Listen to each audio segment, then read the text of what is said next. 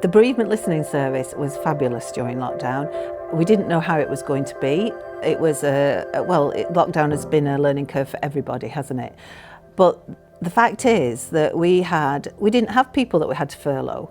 I'm the only paid person in this service. Everybody just took to the phones or to online, and we found that we could turn over and help people as much as ever. Everybody's doing it for nothing anyway, just because they care. I can tell by the fact that people have taken to the phone so readily that it's been, I feel, a lifeline. Being grief-stricken, locked up and alone, it doesn't get worse than that, does it?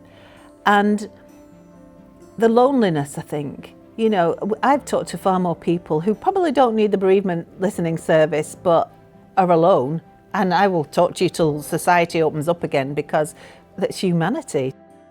What we found was during the peak of the crisis anyway, when it started to unfold and we realised how serious it was and how this was affecting everybody, Matron and myself had a conversation and thought it would be a very good idea to try and reach out to the people across at the hospital, the next of kin of the families of the next of kin who'd lost people within the first week.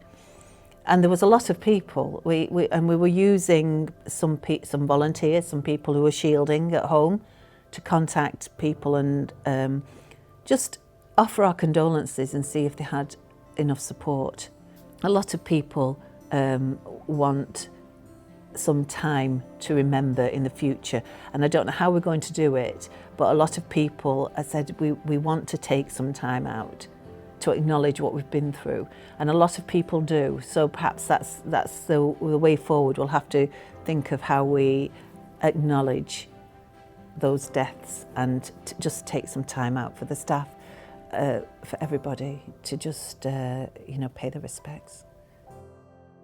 I feel that we need to expand the service so that we can do more, help more people, because obviously the referrals go up because of the crisis, and then the more people who get to know about your service, the more people want it.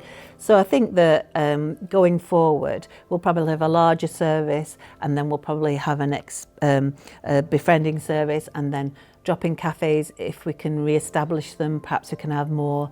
So that's the way forward as I see it. And working as well with the hospital, let's face it, we become inclusive. We want to help everybody who is struggling wherever they are, and those bridges are built, and that's great. So we can carry on working with the hospital teams as well.